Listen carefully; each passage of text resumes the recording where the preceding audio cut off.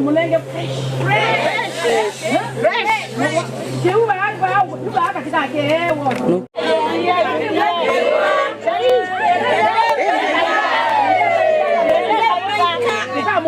Tumeona president amechukua jukumu lake, akachukua PS Terry Baika, na tumeona maendeleo yenye amefanya katika area yetu. Tumeona amefanya kazi mingi mabarabara, saa hii tunakanyanga barabara yenye ni kama Mombasa Road.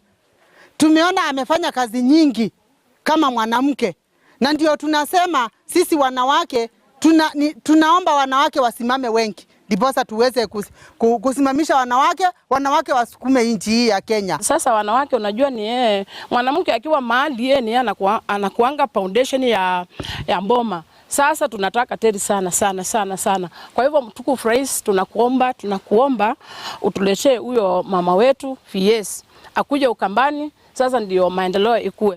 Ningependa kuzungumzia opportunity, the best opportunity to be given to ladies. Wanawake kwanza niyo tumewaona sisi kama wanawake, tumeona wamefanya kazi nyingi. Kwanza wale ambao wamesimamia mashule, tumeona mashule yao ni tofauti, wanafanya kazi nyingi kwa hizo shule. Wale ambao wanasimamia hata makanisa, tunaona wanafanya kazi nyingi. Kwa hivyo tunataka wanawake wapewe opportunity kubwa ama sehemu kubwa ya uongozi katika sehemu yetu.